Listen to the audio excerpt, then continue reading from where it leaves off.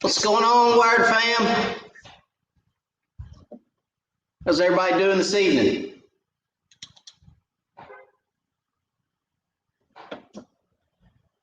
Hope everybody's doing well. Got another change of scenery for you tonight. I hope everyone is doing well. Can you guys hear me okay? Can everybody hear me out there?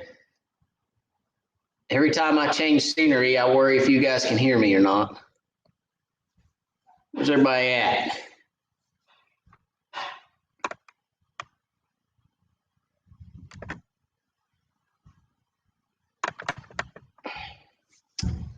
Can you guys hear me?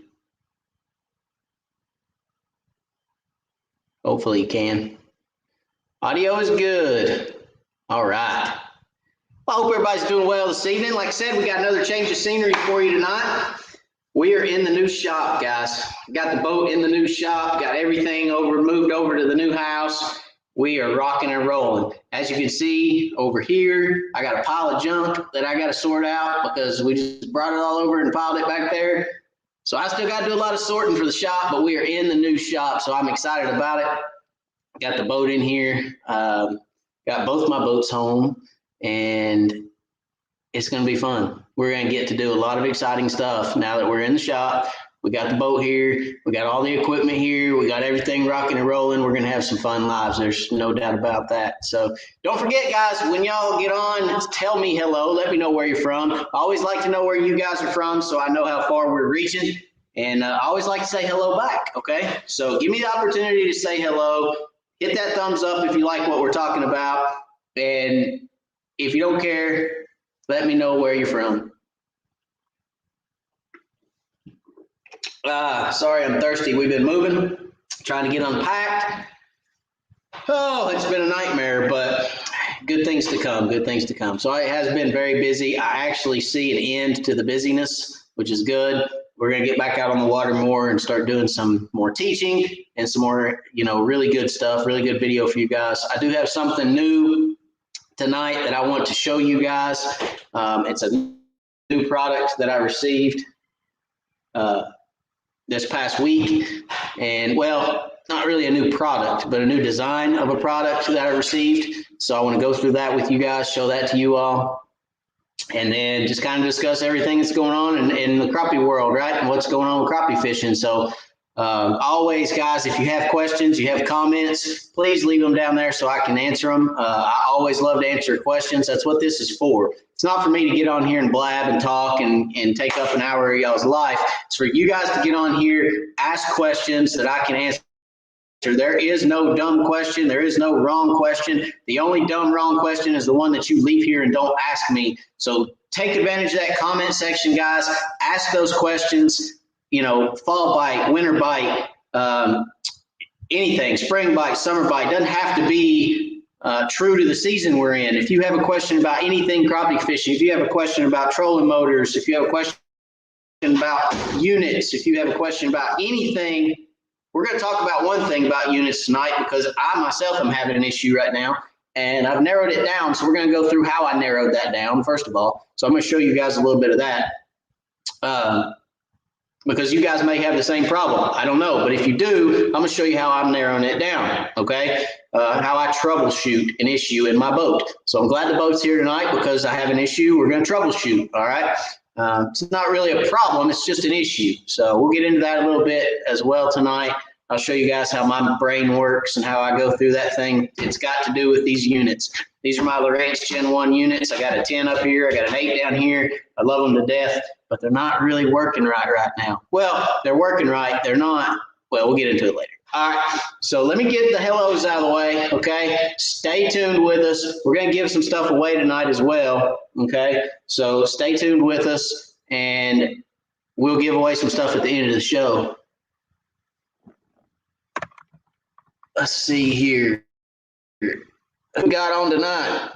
And I've got the camera, I've got the computer a little further away from me tonight, so if I'm leaning over all the time, I'm looking at y'all's comments, okay? I'm trying to try not to be so in your face. That way you get a little bit more room, and I've got a little bit more room where I can show you guys things. Because as we as we get into, more lives and more in-depth lives, I want to be able to get on here and be able to show you stuff, and I want to be able to have that space and that width. So if I'm not right up in your face tonight, I apologize. If you like me right up in your face, I'm sorry, but we're going to get a little bit out of your face, and we're going to start showing you guys a little bit more stuff. So let's see. Todd Pell says, hello, Matt, the Wired fam from Beaver Creek, Ohio. What's going on, buddy? James Hamby, hello. Jimmy Pratt, what's going on? Josh Sanders, the great ghost as Josh is. He's been gone for a while. I ain't heard from him. He ain't called. He don't love me no more, guys. He don't call me, don't text me, don't nothing. He just ignored my call the other day and then tried to text me like he didn't know I called. All right, what's up, Matt? Good evening, Wired fam from Norris Lake, Ashley Coffee, and I'm just giving you a hard time, Josh, because I can. Because you can't, well, I guess you can comment back, but anyway. Paul Quinn, what's going on? From Chattanooga, what's going on, my friend? Mike Morrison, hello. Guys, I see Mike's name. Let me go ahead and tell you guys about Lightwire Hooks. All right, Mr. Lightwire Hooks. His logo's right there. It's like, oh, wait, backwards. Yeah, that way. Okay, Mr. Lightwire Hooks, Mr. Curtis Hobbs, he is sending you guys stuff out if you won the packages from Mr. Lightwire Hooks. I was busy moving and did not send all that information over to him, so he has that information now. We'll be sending you that stuff shortly. Okay, so you guys that won those will be getting those soon. Josh Sanders just gave a super chat, and I'm excited to see what this says after I ragged on him a little bit. Where's it at? And there it is right there. I texted you while I was taking off on the plane to Thursday, and you never responded to me. Ha ha. I did respond. You was on that plane and turned airplane mode on. You didn't get my text, and then you ignored me because you don't love me anymore. But thank you for the super chat, Josh. I appreciate it, buddy. Guys, if you don't know what a super chat is, it's a way for you guys to give back to this channel. It's a way for you to help keep me on the water, making great content for you guys, and doing this every Wednesday night. It's time consuming. My family gives up a lot of time for me to do this, and it costs us money. It costs me money to do this. So thank you, Josh, very much for the super chat. I appreciate it. It's a blessing to me and this channel, and I appreciate you for it, buddy. And if you guys don't know how to give a super chat and would like to give a super chat, right down below your comment section, there's a little dollar symbol. You can click on that, and that will actually walk you through how to give a super chat. You can give a super chat from anything from $1 to 10,000 if you want to give me that. I'm always up for somebody that wants to give me 10 grand. If that's what you were led to give, then I'd be more than happy to accept that super chat, and I appreciate you for it. So you know what I'm saying. But it also notifies me that there's an urgent comment or somebody special is on, and I can go right down to your comment or your super chat immediately and answer anything that you have. So like I just see those pop up right there. T-Quick648, thank you, buddy, for your super chat. I appreciate it. It's a blessing again to me and this channel, so thank you very much for it. Tom A., thank you for your super chat, my friend. Sorry, Matt, crappie magnets were the ticket for my tournament Saturday. Blech. I'm a stump bug guy, but they didn't want that profile. Sometimes they don't. I mean, look, I'm a stump bug guy through and through, guys, but if they're biting on a crappie magnet, trust me, I'm going to a crappie magnet. I'm a tournament fisherman, so whatever I have to do that given day to catch those fish, that's what I'm going to do. You know what I'm saying? So sometimes they want different baits. Sometimes they want different profiles and different colors. Absolutely. So it behooves you to have a broad range of baits in your boat. Okay. I could go up there right now and show you guys all the baits that I have. It's ridiculous. All right. You'd be like, why do you need all that crap, man? Get rid of some of that. Give some of that to us, because it's daunting how much I have. So anybody that was at my seminar at Crappie Cove, this last seminar, saw my table full of baits. A 6-foot folding table was completely full of bags of baits, every different flavor and every different color, because I'm a tournament fisherman and I got to have something that those fish want that day. So, if they hit crappie magnets, that's what you need to fish with that day for sure. But I'd have them stump bugs in the boat, no doubt about it. But thank you, Tom. I appreciate the super chat again, buddy. Thank you for that. All right, let me go back up here. Joseph Thaxton, what's going on? Bo Myers, Harvey T, Tom A, what's up? Wesley Harden, hello. Harold Stain. Bo Young, Heidi Clark. How is Laura? Heidi, thank you every week for asking about Laura. I appreciate you very much for doing that. My wife is doing well. She went to the doctor today. Got a little wired update, baby wired update. Baby wired is positioned and ready for launch. Okay, so the women on here will know what I mean by that. He is in the channel, ready for blast off. All right. So it's going to be soon. It's going to be within the next probably 3 weeks, something like that. So yeah, it's coming. He's coming quick, and we're excited. We're very excited. We just pray, and if you guys would please say a prayer for us that all goes well. That is a quick, and I can't say painless because it ain't going to be painless, but a quick, safe delivery for mom and baby. And that's happening in the next couple of weeks for sure. I'm trying to talk to him at night and be like, don't come till after my tournament this month. Because we got a tournament on Douglas, and not this weekend, but next weekend. So I'm like, stay in there for a little while longer. You can do it. But that tournament's going to be nerve-wracking because it's going to be very, very close. And I'm going to be 2 hours from home. So it's going to be one of those drive yourself, keep your phone on high, and if it rings, you better answer it. So it's going to be a nerve-wracking tournament for sure. But I'm hoping he stays in there and bakes for a little while longer. But they're all's well. They're all's well.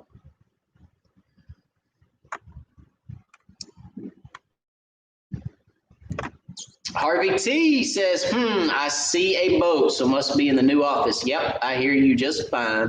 I am in the new office, guys, and we're going to do so much cool stuff in the new office. There's no doubt about it. Right now, tonight, I am still on my laptop, but probably next week I will be probably on my phone. That way we can move around.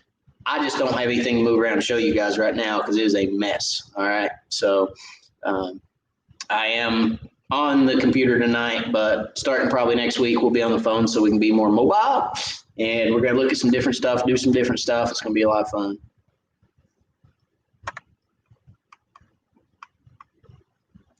Joel Nash, what's going on, Joel? He says, hear you loud and clear. Good deal, buddy.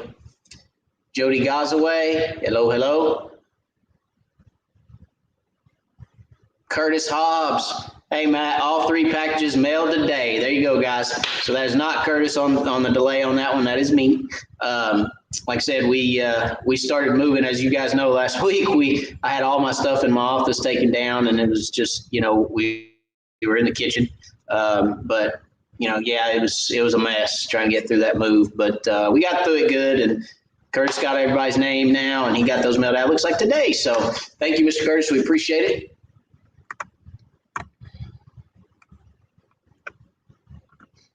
Jamie Nelson, what's going on? Sean White, hello, hello. And I'm squinting because y'all are way over there.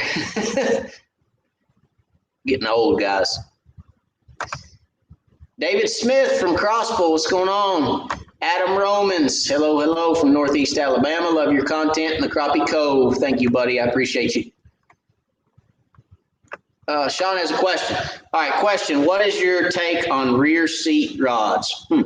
That's a very good question. So my take on rear seat rods would be, I am not a huge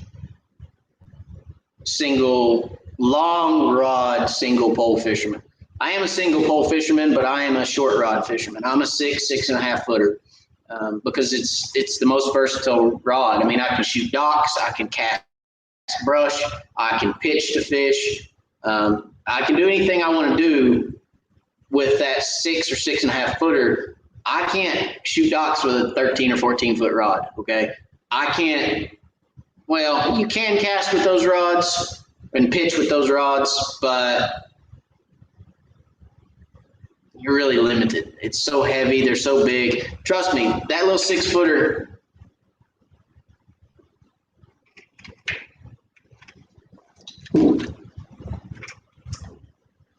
That little 6 foot ACC right here, okay, is a lot lighter than that 12 foot ACC. I assure you, okay. So I can do more with this rod, and it weighs a lot less. I don't have to worry about holding it. I don't have to worry about holding it all day. I don't have to worry about anything. I don't have to worry about whether it's front seat or mid seat, rear seat. I don't have to worry about any of that. This is my bread and butter. Okay, 6 or 6.5 footer. So here's a 6.5 footer. All right, I can do anything I want with this, guys. Anything.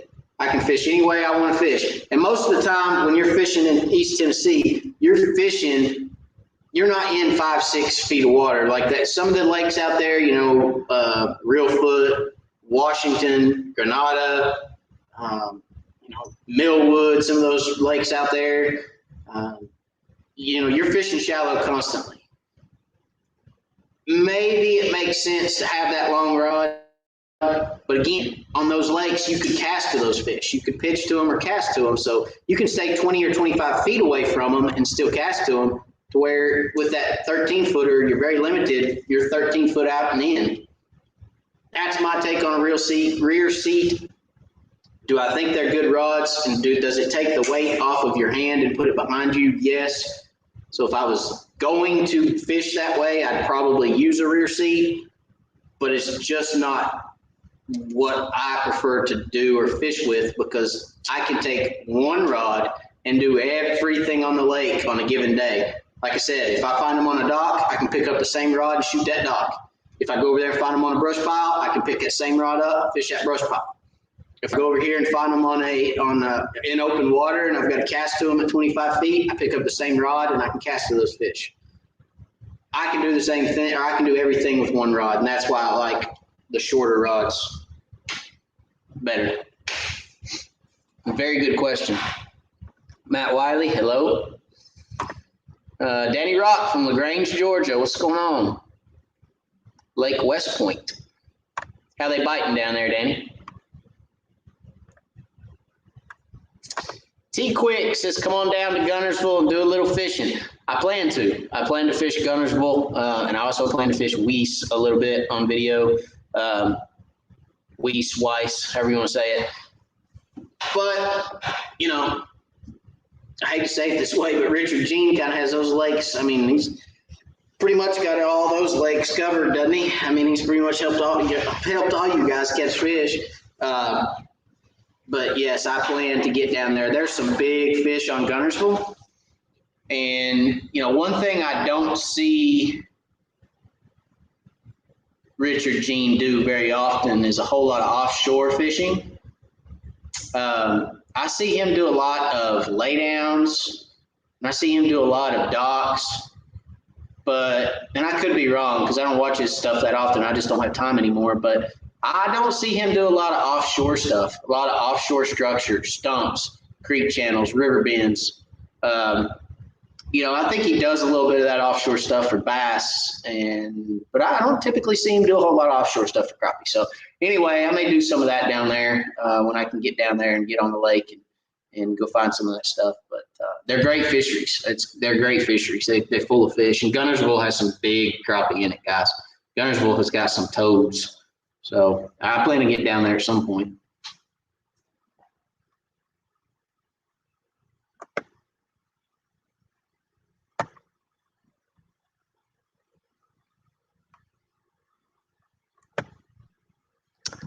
Crappie Pile Hunter, what's going on?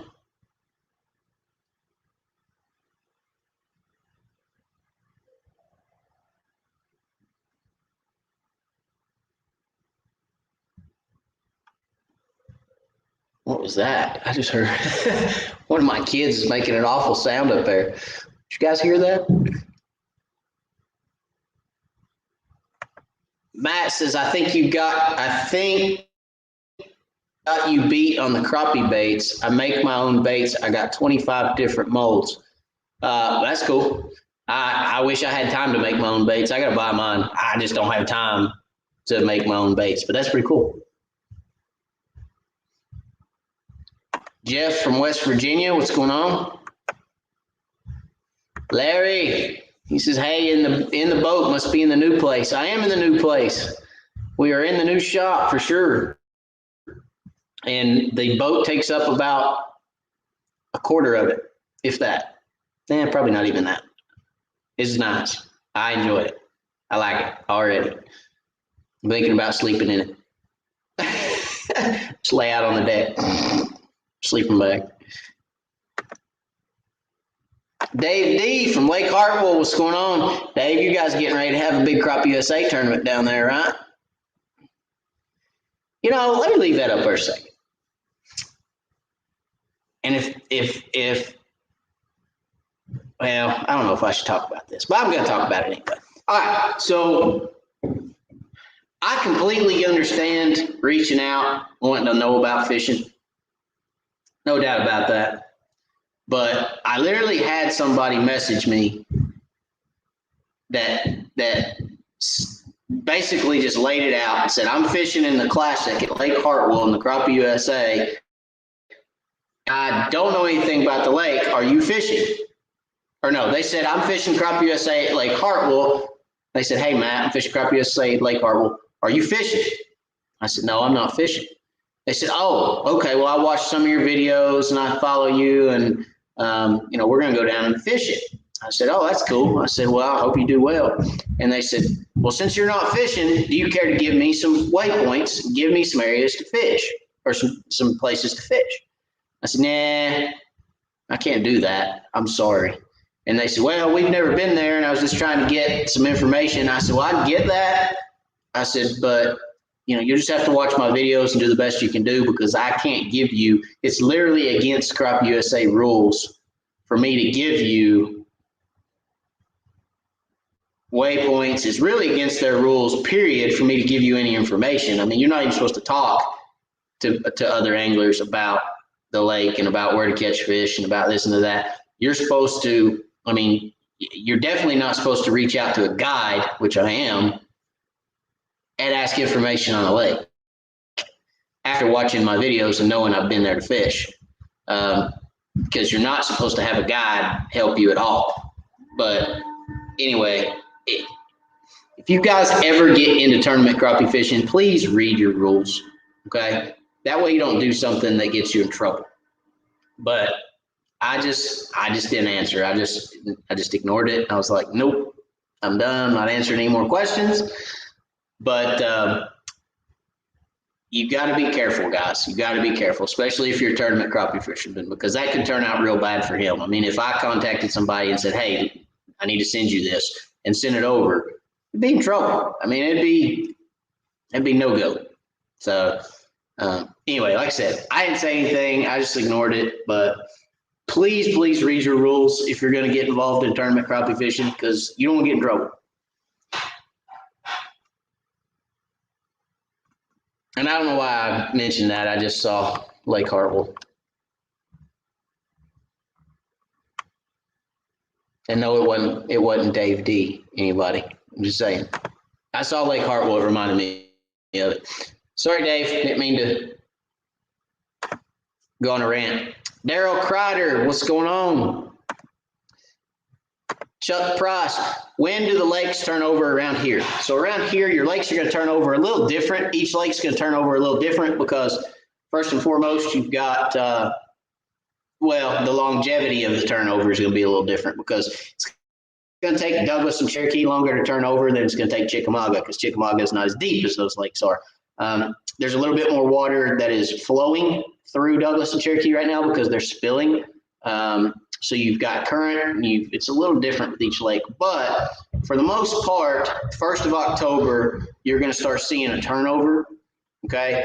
And on most lakes, it's going to be over by the 1st of November, okay? So the turnover is going to begin as soon as you reach that peak temperature, Chuck, that peak summer temperature.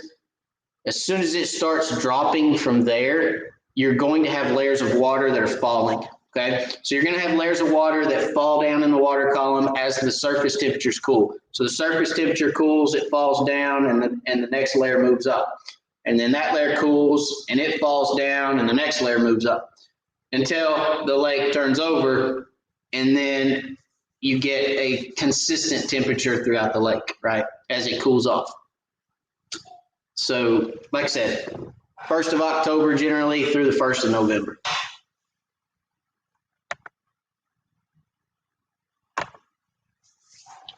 Gunnersville is full of offshore structure, definitely. Yeah, it is. Full of offshore structure, full of stumps. A lot of stumps on Gunnersville in the creek channels.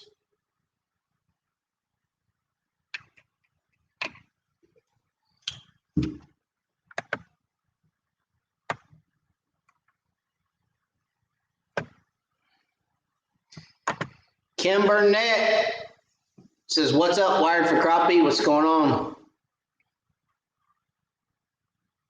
Nathan Wood from Wabash.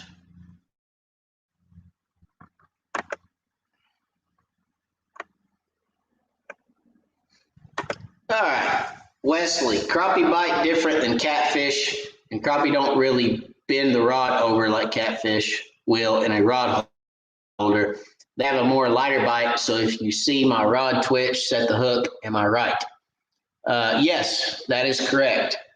If you see the rod twitch,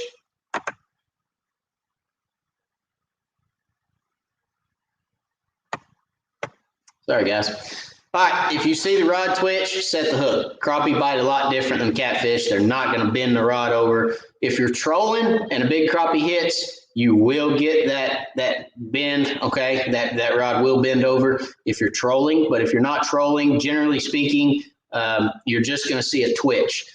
So I had a guide trip a couple weeks ago, and the gentleman was a bass fisherman for years, wanted to crappie fish, wanted to learn to crappie fish, and we were out.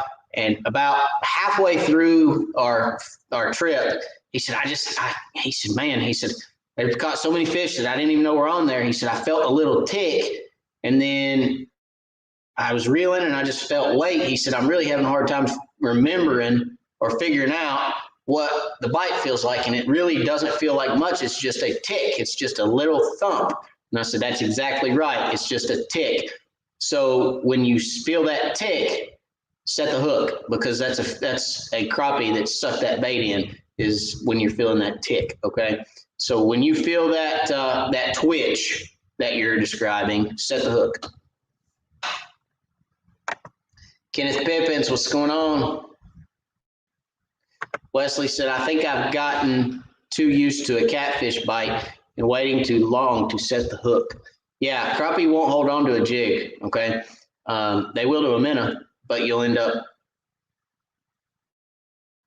hooking them deep. All right, and you can really put a hurting. You can really put a hurting on a lot of small fish that way, because they'll swallow the hook. So as soon as you feel that thump, that tick, or that twitch, set the hook.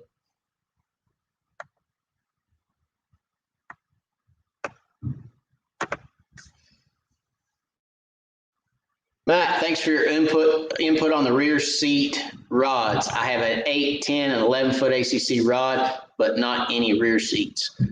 Well, Sean, again, if you enjoy fishing that single pole straight out the front of the boat, if that's the way you enjoy to fish, then absolutely the rear seat is a good addition to your arsenal. It does get that reel behind your hand, and it allows you to balance a little bit better. But when I did fish that way, because I experimented with fishing with those longer rods, obviously I have 10, 12-foot ACCs. I have 6s, 6.5s. I got 7s. I got 8s. I got 10s. I got 12s. And I don't have any 13s because I just don't need them. But one thing I always did when I fished that way is I would still hold here, but I would put the rod underneath my arm, okay? Put it underneath my arm and rest the rod on my arm. And that also took it to where, it balanced out this way. Okay. So having that rear seat on there, I mean, unless you were going to hold it back here and get that extra 8, 10 inches of rod, I don't know. Again, the way I'd hold it is like this under my arm. So I had that support. I don't know. I mean, 6 of one, half dozen of the other, I think. Wesley Harden, thank you for the super chat, buddy. I appreciate you very much. Oh, Tom. Yeah, my discount code banner. Where's it at? There it is. There's the discount code banner. Sorry about that, Tom. Guys, don't forget about the discount codes for the channel, okay? That's for you guys to save money. That's not for me, it's for you guys. All the partners with the channel, I asked them to give you a discount code, and they've done so. So take advantage of those. Crappie Cove, 10% off right down here. Crappie Cove, 10% off at crappiecove.com, or you can call the store and use it, or you can go in the store and use it. Tell them Wired. All you got to do is say Wired, get 10%. Fishing specialties for your live scope poles, again, 10%. All you got to do is say Wired. And Stowaway Mounts, stowawaymounts.com, 10% off with Wired. Now, there's one that's not up there, so listen real close. It's Bonehead Tackle. You can get 15% off all your Bonehead tackle, anything at the website. I think there's one or two things on the website that you don't get 15% off on, but 15% off with the discount code Crappie 2021. All right. 2021 is a discount code for Bonehead, and you get 15% off down there. Okay, guys. So take advantage of those. All right, that's what they're for. They're for you guys. Thank you very much, Tom, for telling me that I was missing that because I didn't put it on there yet. So thank you very much. I appreciate you. Chuck says 40 years ago we fished with fly rods. You know, I've heard a lot of guys that have done that. They've said that they fished with fly rods, and they fished with a fly rod just like a long rod, right? Chuck, is that the way you did it? I mean, it's not like you were casting a fly. It was you used it like a 12 or 10 foot, pole now, and you would vertical jig with it, right? So I've heard a lot of guys that have done that.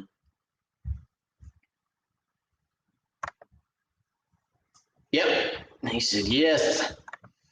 Yeah, I've heard of a lot of guys that said they've used to do that. Rods have come such a long way. They really have. I mean, rods have grown by leaps and bounds as far as, the action of a rod, the backbone of a rod, the composite it's made out of, whether it's graphite or fiberglass. The guys used to use bamboo poles. I mean, you take a bamboo pole, and I remember guys that used to take a bamboo pole, put 2 screws in the back side of it, wrap their line around those 2 screws, okay? And then they'd have their line run up to the end of the rod and down, and they could take line off those 2 screws and make it deeper, and they'd fish with a bamboo pole. So, I mean, crappie fishing used to be so simplistic. I mean, it really did. It used to be so simplistic. And, of course, our technology minds and wanting to be technology nuts, we have complicated crappie fishing. But you can still catch crappie the simplistic way. There's no doubt about it.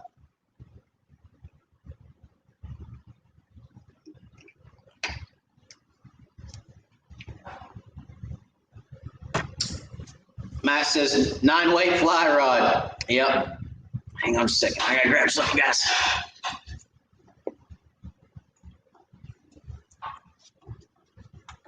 All right. 9-weight fly rod. Byron, Matt, I bought the ACC crappie stick 6.5 that you recommended. That gives me 3 ACCs, 5.6, 6.6, and 8. Awesome. How do you like the 6.6? It's a good one, isn't it? That middle ground that you get with that 6.6 is perfect. I mean, perfect. So I love it. It's my favorite casting rod that I've ever owned. I feel like that 6.6 is just, I used to cast with a 6-footer, but the 6.6 gives me more backbone, and I just love it because I can boat flip those bigger fish with it and feel confident that I can get them in the boat. But that's my rod of choice for sure.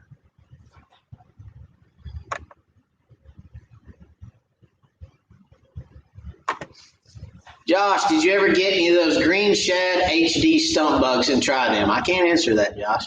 We got a tournament coming up, my friend. Can't answer any of that.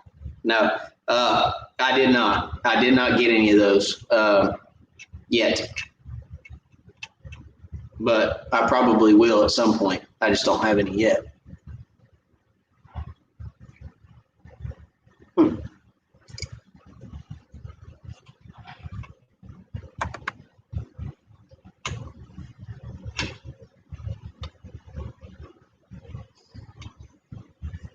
right, real quick, let's talk about a new product that a new design for a product that I got last week, okay? And it is awesome. All right, so for those of you that have bought a stowaway mount, okay, the only negative thing, not negative, the only thing that I felt could have been improved on was the latch, okay, that locks the unit in place on the foot and allows you to unlock it and lay it down on the deck, all right? The only gripe that I ever heard anybody say about the unit was wish they had a way that I didn't have to bend down and pull both sides of that lever so that I could release my unit and drop it down. I don't like to have to bend over and do that. So they came up with it's a stowaway mount. This is the XL, okay? They came up with this right here. It's a little solution to your problem, and it absolutely works great, all right? So this is a little pull cord, okay, that actually you just pull it up and it releases it, okay? That's it. That's all you got to do. Pull up, it releases. It is awesome. It's no more than it's a little paracorded rope that's got a shrink wrap tube around it, and it's got some little special stainless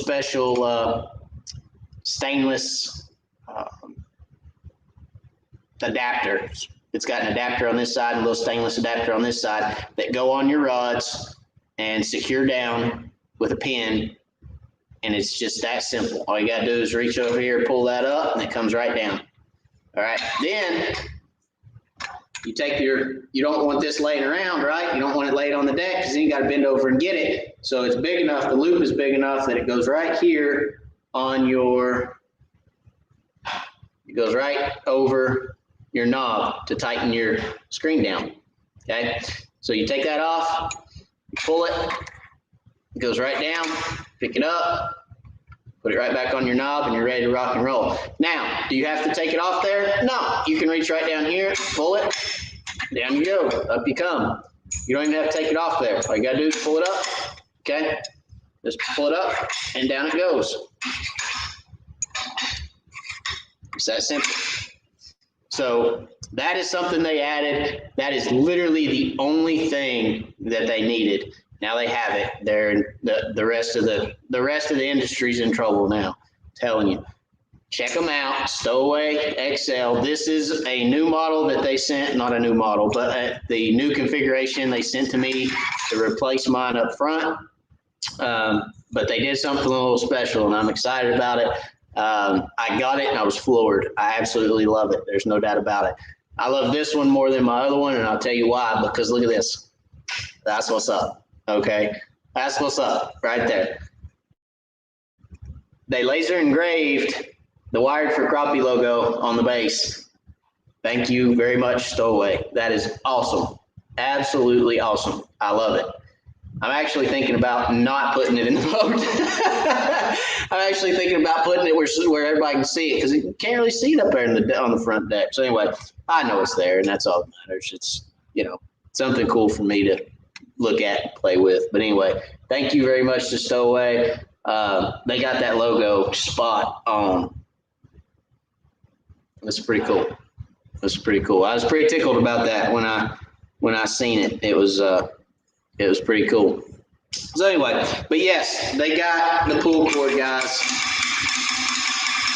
That easy. All right. No more bending over. Used to, you'd have to get both sides of it. You have to get your fingers down here and get both sides of it and pick it up to move it down. So you had to kind of split your fingers and pick up on it. You don't have to do that anymore. You just pull that up and it slides right down. So pretty cool. I'm looking forward to getting it put on the boat so that I don't have to bend over anymore too. All right. So I think all the units they're shipping now have that on it. If you have a unit and you want one of those, they're selling them. I mean, it's an add-on basically. So if you already have a stowaway mount, the good thing is this is an add-on. Okay, so they have these little pegs to where you can add them onto your existing mounts. Okay, so give them a call. They can sell you one of these, and you can put it on your mount at home. Okay, very simple to install.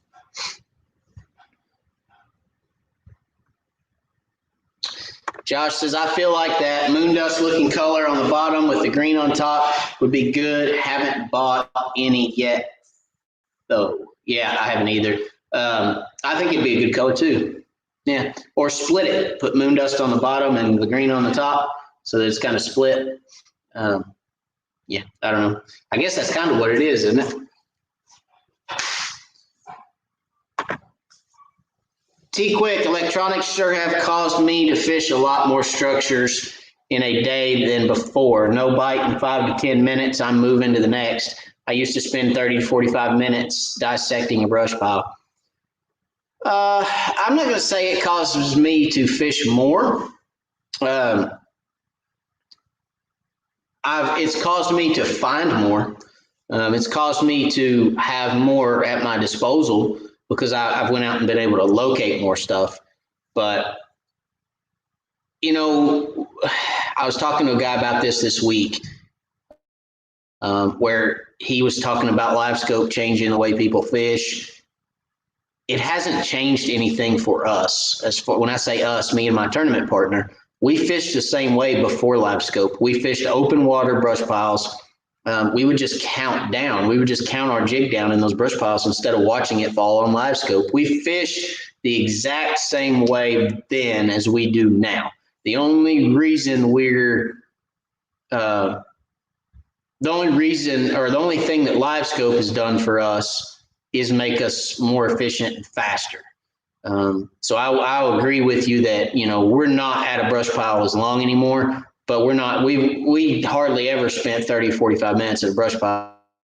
Even before live scope, we'd spend that 5 to 10. And if we weren't getting bit, we were gone. But now we're there sometimes not even for 2 minutes. If we see fish, cast to them, they ain't biting, we're gone. So it has fed us up too, but dissecting a brush pile is a lot easier now with it, that's for sure.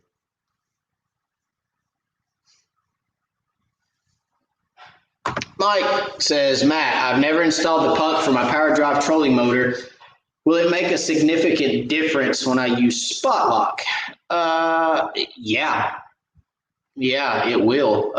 Spot lock works off of your puck. So if you hadn't installed your puck, it can make a difference. Yeah, for sure. I know the Ultrex does.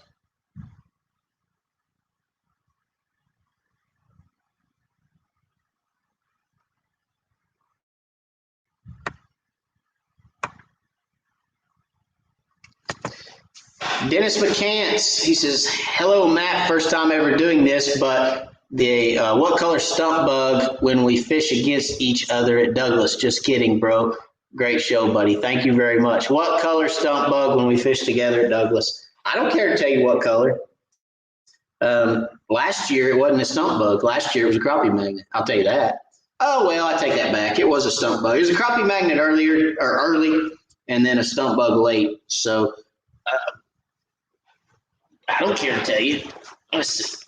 I mean, I hadn't been to Douglas, so I can't really tell you exactly for sure. This is my tournament bag, guys. This right here.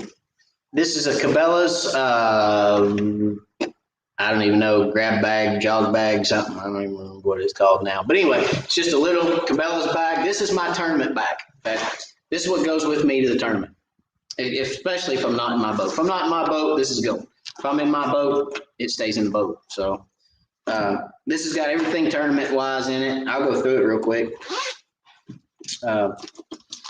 Here's all my weigh balls. Okay, I keep those in my bag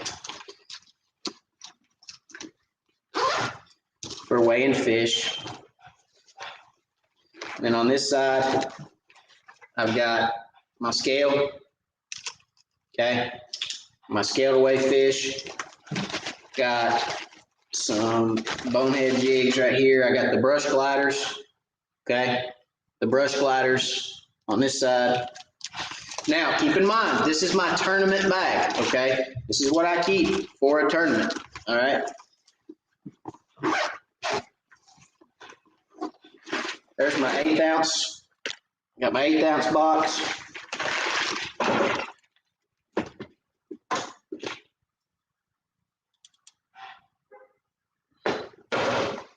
I got my 16th ounce and my 32nd ounce box. So there's 32nds and 16ths in there. Then in the main pouch underneath those, I've got my fluorocarbon line, and I've got every stump bug. Well, I've got a couple of every stump bug color known to man. Okay, see that? Every single color they've got is in this bag.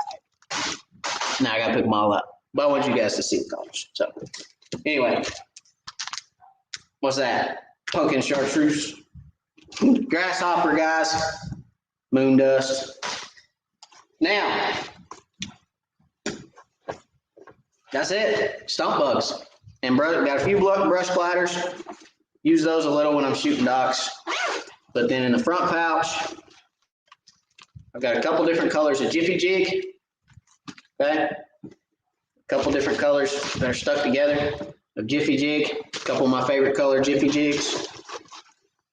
Okay? And over here on the other side pouch, get rid of that.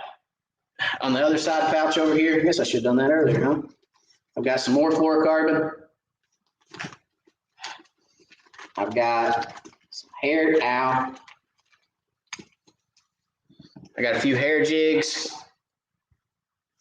Okay. A few hair jigs over there. And then some miscellaneous stuff. Okay. So crappie magnets. Got a couple colors of them. What in the world? Oh no. I got bleed over. A couple colors of them. I got some Bobby Garlands. I got some sliders. That's it. That's my tournament bag, guys. That's what I take to the tournament. 95% of the time I'm throwing a stump bug in some shape, form, fashion, or color. But there are those days where I'm throwing a crappie magnet or I'm throwing some other bait, okay? Everybody has those days. I have them too. And right now I'm upset because my favorite color crappie magnet, one of my favorites, I have some pink in, and it has changed the color of my baits. They bled. It's not good. Be all right. All right.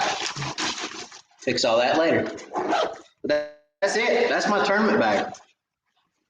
The one thing I don't have in here is my weights. I don't have my weights in here. But I use my fin clips. I don't have them in here because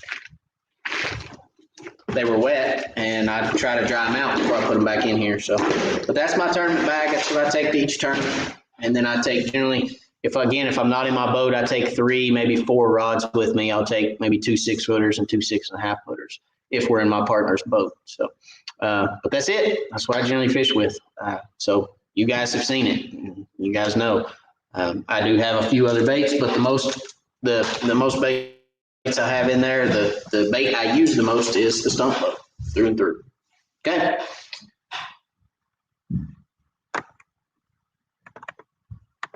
All right, so let's talk real quick about the issue that I had arise on me and that I've been dealing with now for probably, well, let me unplug the computer here because we're going to move you around so that you guys can see what's going on a little bit better. All right, come here. Hey, back up close and personal. All right, so what have I been dealing with as far as an issue? First of all, I'm going to turn on my unit. Turn my unit on. Let's get over here so you guys can see it. All right. So this is my Lowrance. This is my HDS 8. Okay. This is my Gen 1 HDS 8. So as soon as she gets turned on,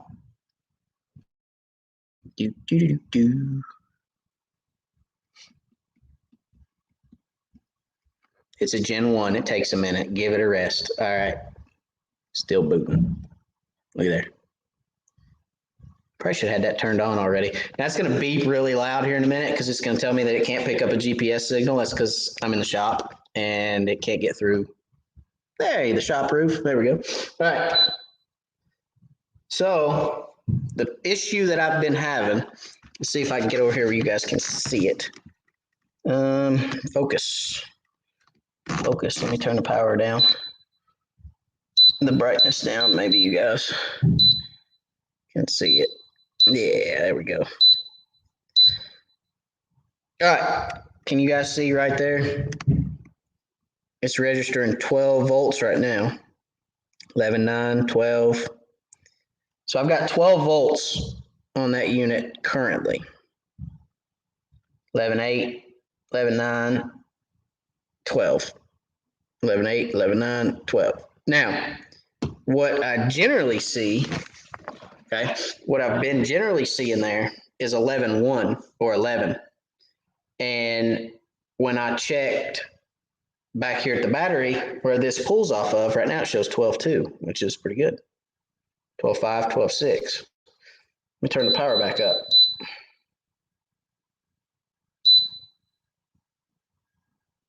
Still showing pretty good right now. But what issue have I been having? Okay. The issue that I've been having is for some reason, I've getting 11 volts or roughly 11 volts on my unit, but I have 13 volts back there at the battery. Okay. So what I did is I took my voltage meter and I checked the battery back there, 13 volts. See, now I've got 11.5. So I don't know if you guys can see it, but I've got 11.5 up here now. 11.3, 11.4. I turned the brightness up, turn it back down. When I turn the brightness down, it goes up a little bit, 11.8, 11.9. But the reason I say that is because when I have that low voltage, when I have 11 to 11.4, when I go to crank the boat, it kills my unit. That's no bueno. So when I go to crank the boat, it's dropping the voltage low enough that the unit shuts off.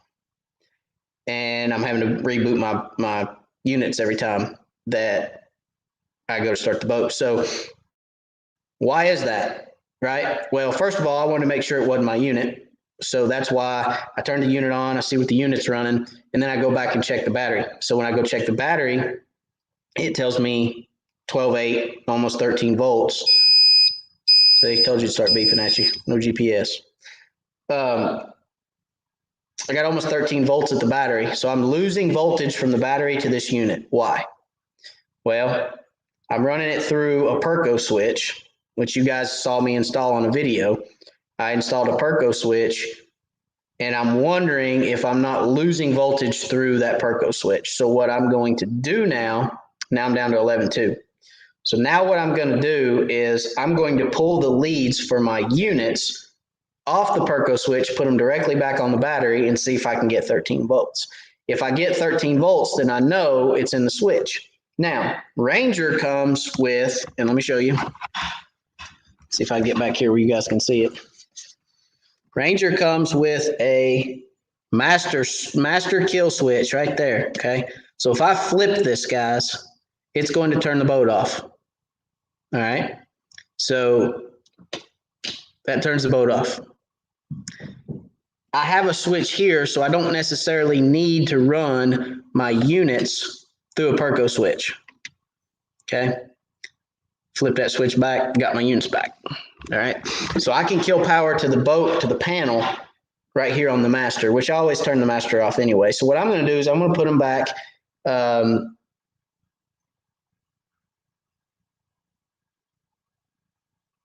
I'm going to put them back on the battery directly and see if that problem resolves. And if it does, then I'll leave the leads on the battery.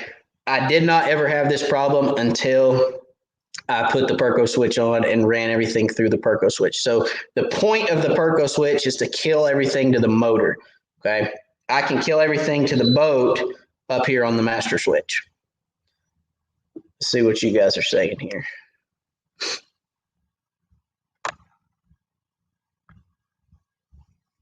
Matt Wiley says, what? No Crappie Cove signature baits? I have those in the boat, yes. But I don't have them in my tournament bag, no. They hadn't made it to the tournament bag yet. They're too new. All right, they hadn't made it to the tournament bag yet.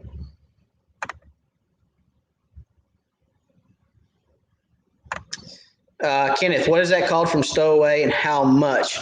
I don't remember exactly what they're selling for. They're not expensive, okay? And it's just a pull cord. It's the pull cord. So you can call Stowaway, tell them you need a pull cord for your unit, and they'll hook you up, Kenneth.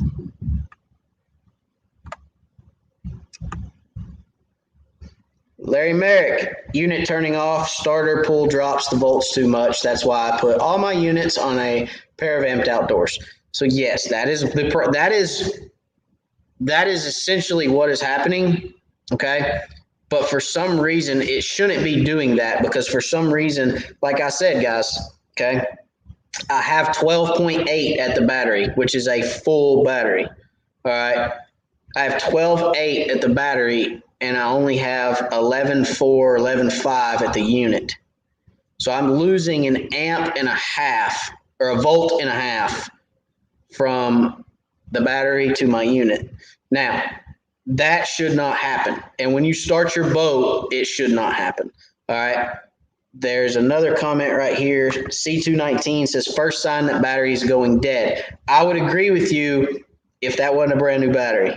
That is a brand new battery. I just put it in there a couple months ago because this problem started when I got the Perco switch put on, and then I went and bought a new battery and put a new battery in it. So the battery itself is not the issue.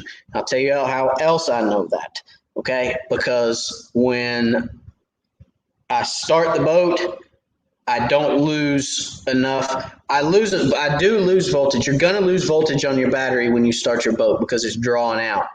But the reason my units are shutting off is because they're going below that threshold of voltage. They're going below the threshold that the unit is told it shuts down at, and it's shutting the unit down. Okay, low power, it shuts the unit down so it doesn't damage the unit.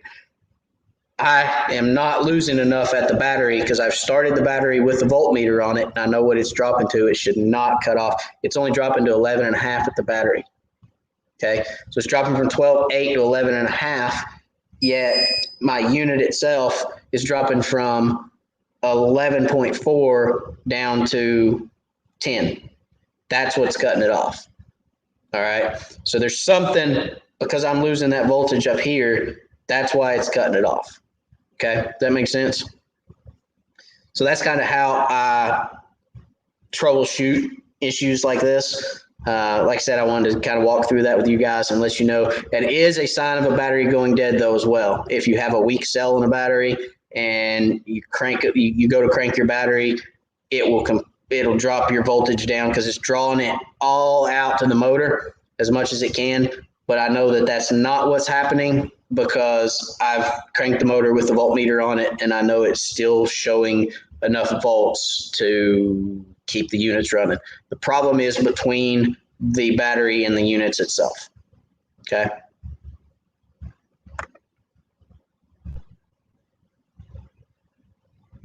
C219, he says his boat is actually doing the same thing right now, replacing battery next weekend.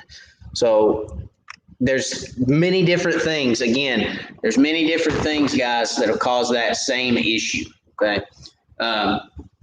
Mine is not the battery, but the battery is one that could cause it. So right now it's every time you break, okay, every time you break that connection.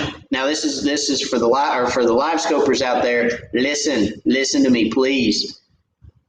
The most important thing for a live scope is voltage. Every time you put a switch in line on a wire, anytime you run a power cord to a switch out to a box, okay, you're gonna lose voltage every time, okay? Because the break in that connection causes it to lose voltage. Yes, there's a break in connection. Some people are gonna say, well, wait a minute, there's not a break when you turn it on.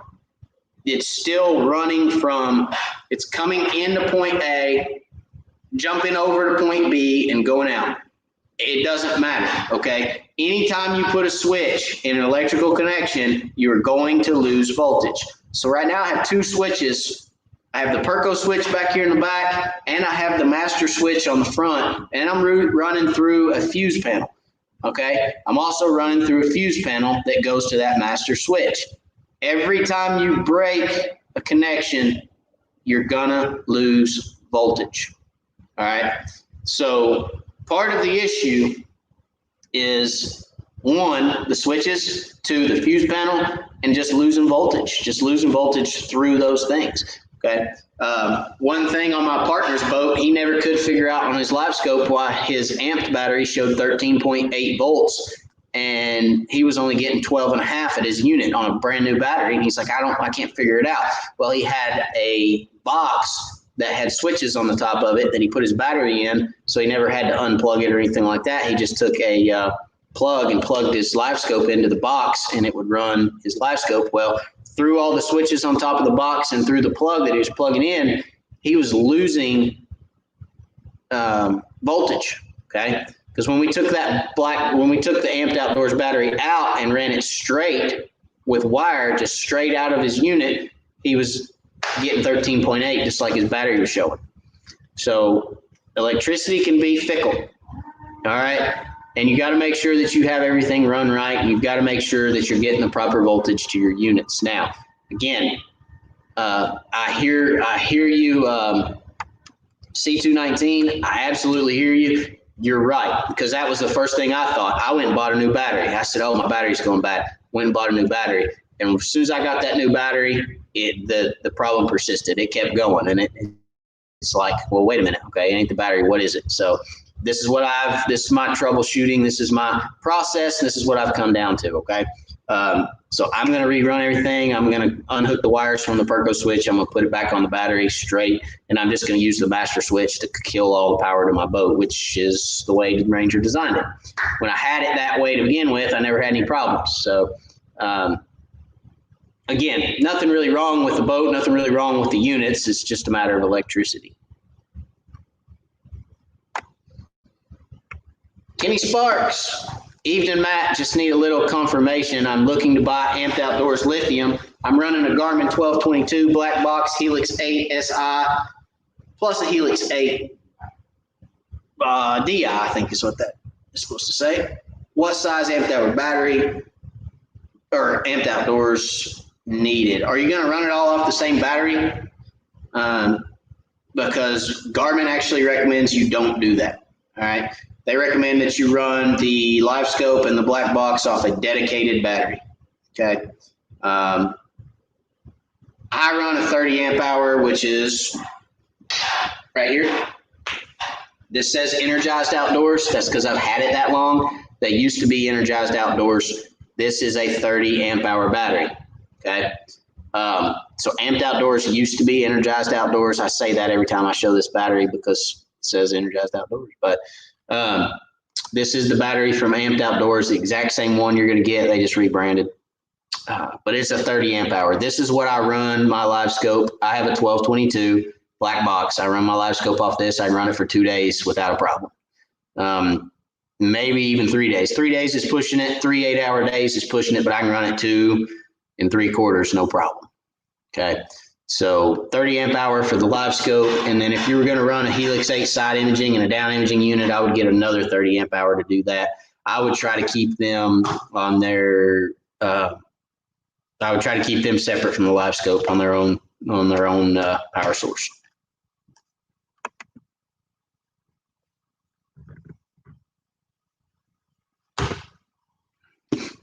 You need a start isolation box. It won't do that. That's true. That's very true. And I thought about that for sure. I thought about doing that.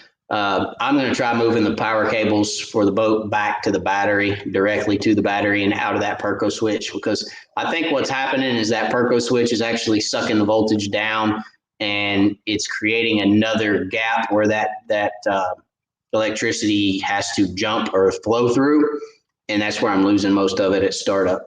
So it's just pulling too much off on that Perco switch. So like I said, I'm going straight to the battery again. We're going to take her out this weekend. We're going to see what happens. But I think that that is going to fix my issue for sure. But I don't know. We'll see. And I'll keep you guys posted. But absolutely, an isolation box, a start isolation box would help. But that's a more expensive fix than moving the wires back. So we're going to move the wires back first, and then we'll go from there.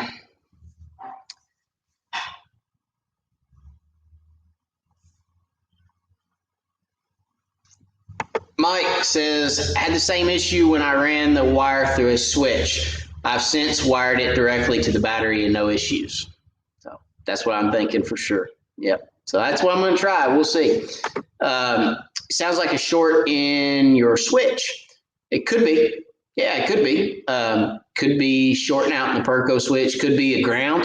The Perco switch may not have the ground grounded, real well. Could be that. Could be a lot of different things. It really could. But I'm pulling it out of that switch probably tonight when we get done talking, and I'm gonna put it back the way it was. Anytime you change something on your boat and something doesn't do right, change it back. Change it back to the way that it was. Okay.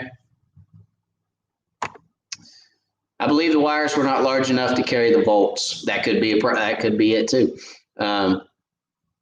Ranger, especially in my year class, my 96 Ranger that I'm sitting in, they were real good about using really good materials. They really did. I mean, it's not like today where they, try to save money on materials. They put good materials in it. I mean, it's still original carpet in this boat, and it doesn't have a, knock on wood somewhere. It's wood in the floor, right?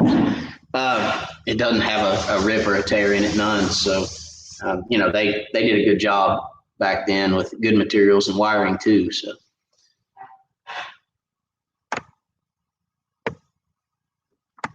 Billy said, can you check voltage at unit plug-in? My Garmin checks 13 at cradle, but 11.5 volts through the unit.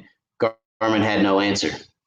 Yeah, that's strange. Your Garmin unit shouldn't do that because they'll pull your Garmin unit. Actually, the manual says it pulls up to like 16 or 18 volts, or it's supposed to, or something like that. I mean, it pulls a lot more than a 12-volt battery would ever put on it. These lithium batteries put 13.8, almost 14 volts out. So, yeah, that's strange. And yes, I can check it at the plug.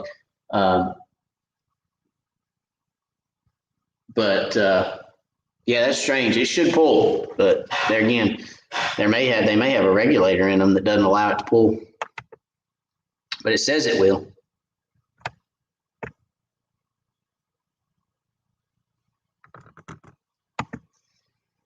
James, try putting the starter rings under the panel rings on the battery. This way the starter cable touches the battery first. Yeah, you can do that too. But I run mine through a Perco switch, James, so it's actually my starter is going to be on the Perco switch, and then everything else will be on the battery itself.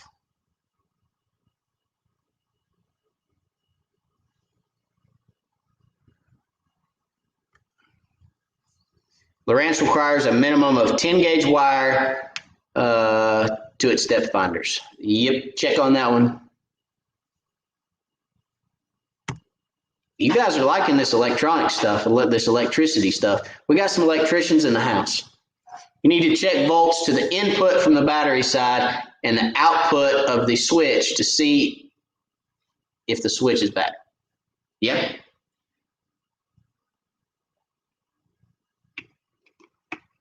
Yep, input, output. You guys are on it.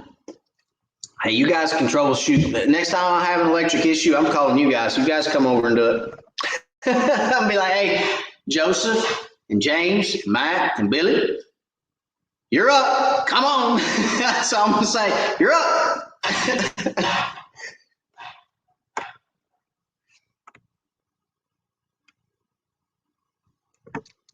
Chuck Price, do you have electronics grease on your connections? Always.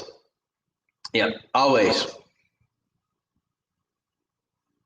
Lithium phosphate. You guys got some good ones. Eddie Gregg, would I be okay to run Solix 10 with down imaging, side imaging on the 30 amp hour battery? Yes, you would be fine to run that on there. No doubt. It would run it just fine.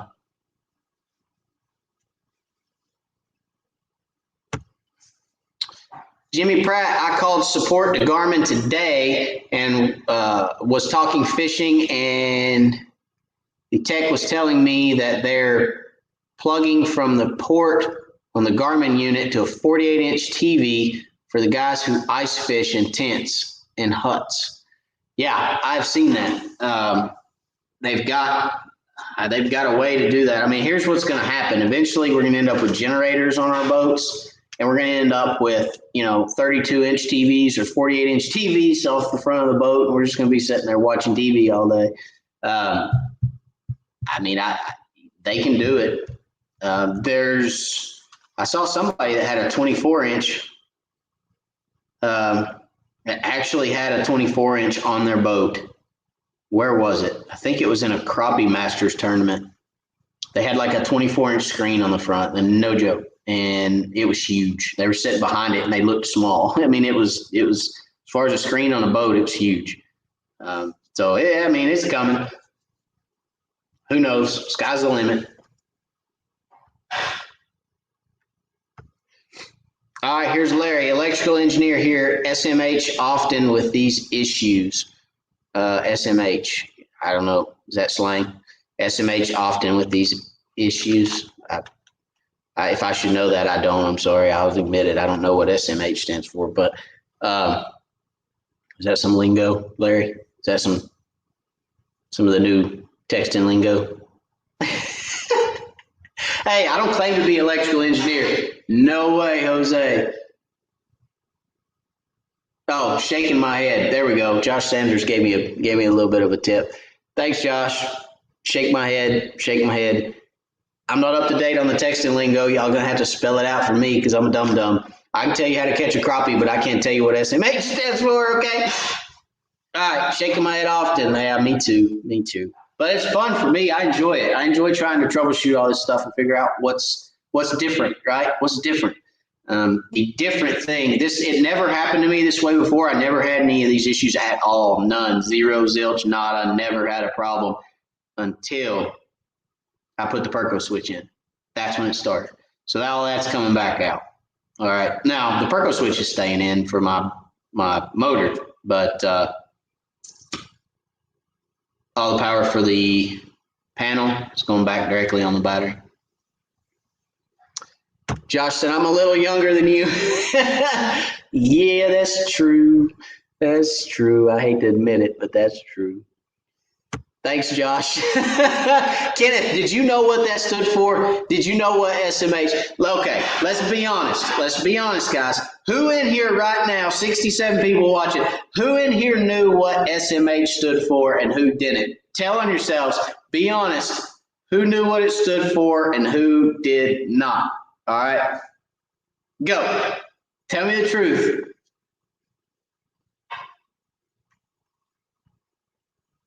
Matt said, I will be there in 8 hours. Ha ha. Hey, you want to come? Come on. Come sit in the shop. We'll hang out. We'll put some YouTube on the TV. We'll sit on the couch over there. We'll actually, I got a Ranger seat in the shop. So when I bought this boat, real quick, it had a bench seat back here in the back that went all the way across, and I thought, man, what am I going to do with that?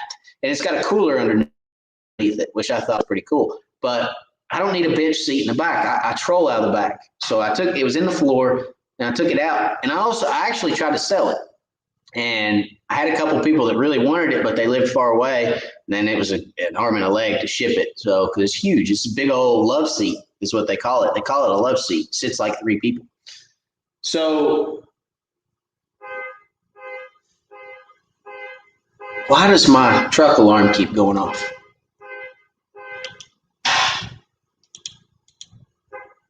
My truck alarm keeps going off out there in the driveway. I don't know why. Ain't nobody out there. Anyway, so I was trying to sell it. I've carried this thing around. It's heavy as all get out, but it matches the boat. It's beautiful seat, to be honest with you. Anyway, I got it over here in the corner. I'm gonna use it as a seat in the shop, and it's really cool. It's a conversation piece, right? It's my Ranger seat. Anyway, I had to say that. I don't know why. All right, let's see. How many people knew and how many people did not?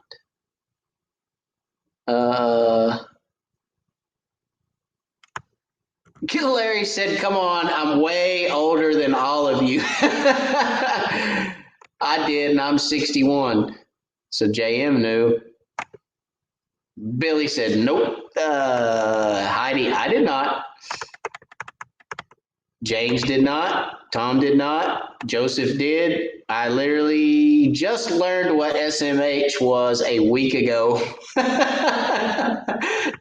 It's funny. Hey, Jimmy said, small head. Small head. SMH, small head. That's funny, Jimmy. Hey, I didn't know what it meant. Hey, at least I was honest about it. At least I'm like, I don't know what you're talking about. You're going to have to elaborate on that.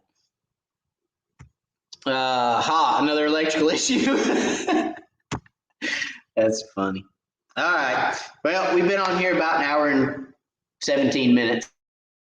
So we're going to call it a night, I think, tonight. Let's give some stuff away. Let's give away some baits tonight. We'll give away, let's do 2 packs of bonehead baits. You guys cool with that? We'll give away a couple packs of bonehead baits. I'll get them mailed out to you. We'll do 2 different winners, pack a piece, and I will put those in the mail to you. I'll pick a couple of good colors that I really like to fish with, and I'll ship those to you guys, okay? So let's see. What can we use as a giveaway question? Question for the night.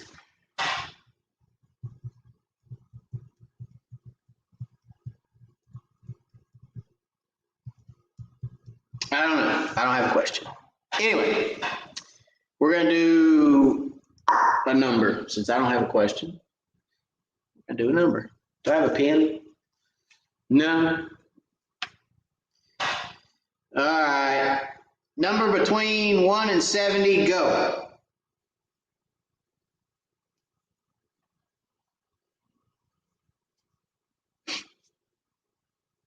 One and 70, guys.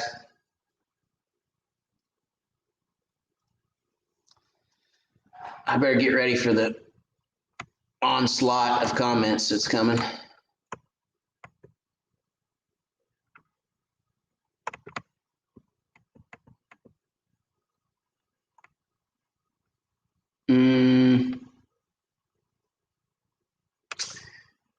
Hadn't seen it yet. No, I hadn't seen it. Hadn't seen it.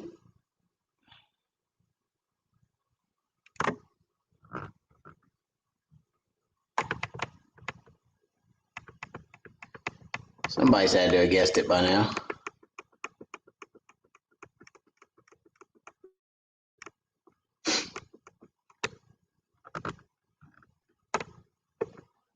Stop. All right, guys.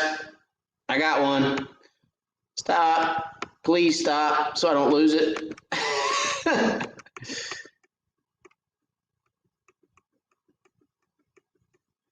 You go back and make sure I didn't miss it somewhere else. You guys are quick.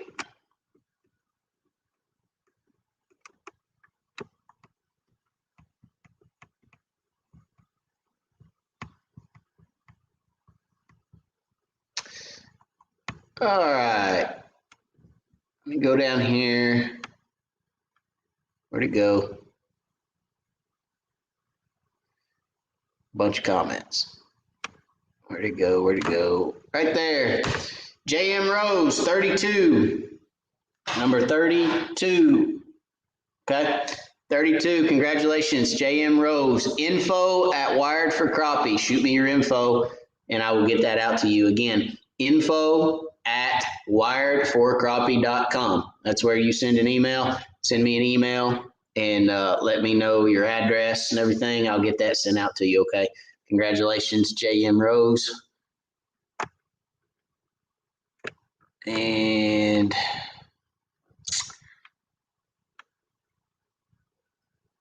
Josh, next number starts here. Maybe that'll make it easier. Ha ha ha. That's funny. Thank you, Josh. We might not do a number on the next one, though. Let's see. There was a comment up here. Where'd it go? Oh, I lost it. Dadgummit. Hey, Jamie, do me a favor. Copy your comment if you can find it and repost it. I wanted to touch on that, but I lost it with all the numbers. I can only go back so far. Jamie, please repost your comment. And while I'm waiting on that, we're going to do a question for the next one to differentiate.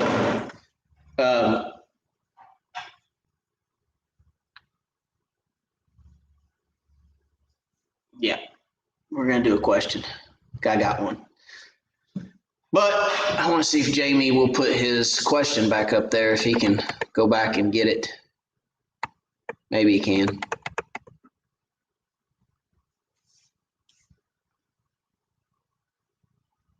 Maybe he can.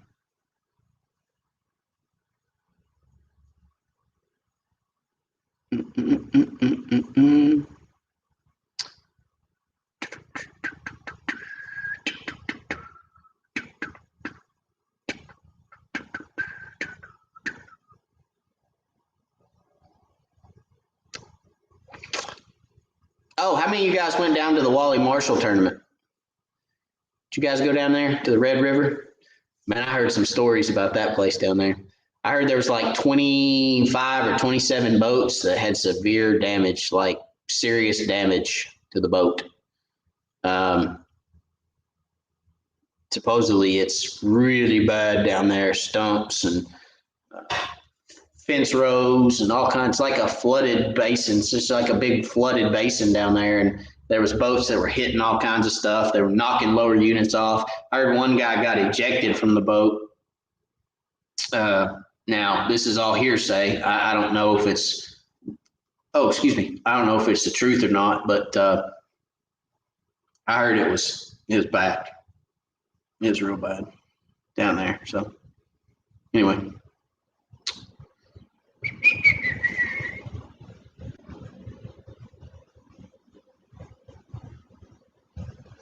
All right, I don't see Jamie's comment now, so we're going to go on. All right, this is going to be an easy one. You guys ready?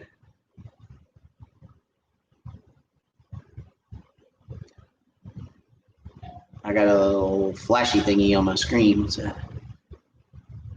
Oh, it went away. All right, it's going to be an easy one. You ready? Everybody's like typing right now. I think he's going to ask this. All right, in all seriousness, who can tell me my favorite ACC rod? Favorite ACC rod, go. First one to get it typed in that I see. This is when it comes through to me. First, favorite ACC rod.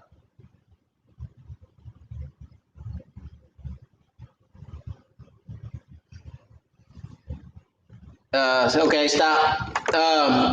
Jackie, you get my comment above number comments? No, I did not. I want you to, if you can you copy it and resend it, please, Jackie? Please, please.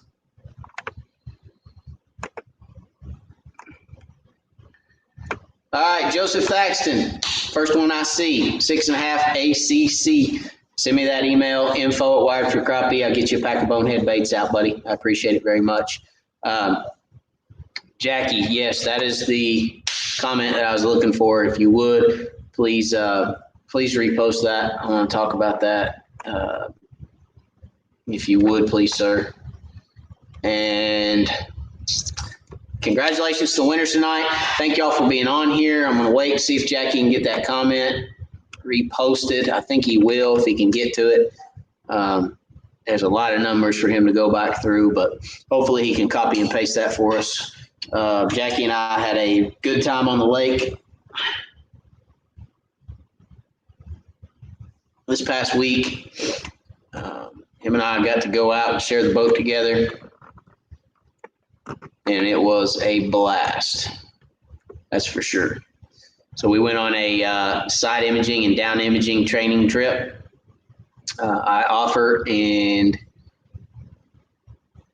here we go. Josh got it.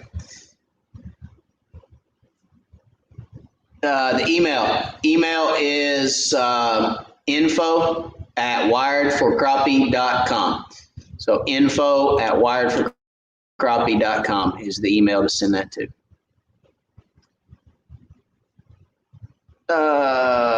Let's go back. All right. So Jackie Jordan says, Matt, thanks for the lesson Saturday. Went back Monday. Bet there was not a quarter of the fish we seen. Still caught a few, but was very, very light. Thanks again. You're very welcome, Jackie. Like I said, Jackie and I had a great trip. We went out on a side imaging and down imaging training class or training trip, and gosh, we wanted to fish so bad. We went to Loudon, and we probably found, I don't know, what do you think, Jackie? We probably marked, 30 waypoints just in one little area, somewhere around in there, maybe 25, but still marked a lot of waypoints and found a lot of structure and had fish all over it. I mean, all over it. It was really, really hard not to fish. We were out there because like, all right, we can't fish. We got to keep going. We got to find some more. We got to keep looking so you can see, what it looks like and what you're looking for, how to look at the side imaging and tell what's brush and what's structure, what's stakes, what's this, what's that, what's rock, what's a creek channel, what's, all those things that you're trying to identify when you're on side imaging. So we just had to keep going, and it was killing me, and I know it was killing him too. So, but we were able to locate a lot of stuff. We were able to go through a lot about side imaging and down imaging and how to use the different screens to your advantage, how to mark waypoints so that they're advantageous, and you can use those. You can go back to those and find the structure that you marked. That's the biggest thing for most people is when they mark that structure, they mark it in the wrong area, and they turn around and go back over that waypoint, and there's nothing there, and it's frustrating. So we went through that, and there was one point where Jackie looked at me and he said, well, that right there was worth the whole trip. He said, that was good info right there. And I was like, well, good. I'm glad. So I feel like Jackie was able to get a lot from it. And I was really, really happy. Great guy. Love spending time with him. It's really, really cool. So if you're interested in any of that, if you're interested in a live scope training or a side imaging, down imaging training trip, or you're interested in going on a guide trip, wiredforcrappie.com. You can go to guide services. You can look at all those different costs and trips and dates, and my open calendar is on there. So you can book something. If you want to book something, you can do that online. Or if you want any merchandise, you want shirts, hats, decals, cups, what did I not mention? Hoodies. It's all on the website. Everything's on wiredforcrappie.com, guys. So you can go check it out. And I appreciate each and every one of you for being on there. Jackie said, you didn't offer to fish. That's because that's not what we were out there for. It was hard. It is hard not to fish. I'm like, no, we got to keep going. We can't stop. So a lot of fun for sure. I hope everybody has a great week. If there's anything that you did not ask a question about tonight that you want answers on, email me, info@wiredforcrappie.com. Be more than happy to answer any questions that you have. If you're not comfortable putting a question on here, you can send it to that email address, and I'll get back with you. Keep in mind, guys, I'm running 4 different emails every day. Okay, actually more than that. I think I have 6 emails that I check now. So if I don't get right back, please don't take offense to that. I will get back to everybody as soon as I possibly can, but I don't check it every day either because I work a full-time job and I've got 2 kids getting ready to be 3 and a wife. So, a lot of times I don't get to my email every day, but I will get back to you. And if I don't, then we'll talk about it on live. Okay. So thank y'all for being here. Thank you for everything you do for the channel. Thank you to those who gave us super chat tonight. I appreciate you guys. I can't wait for our journey through the shop and everything that's going to happen, what we're going to do. And, you know, we're going to do some lives where, you know, you guys can watch me do some motor maintenance. You can watch me do some sorting of equipment, tackle. You guys can watch me spool rods and spool reels, and spool rods, but spool reels. Just a lot of different stuff we're going to be doing in the shop on the lives, and I'm looking forward to each and every minute of it. So thank y'all very much. Again, good night. Be safe. God bless, and we'll see you next week.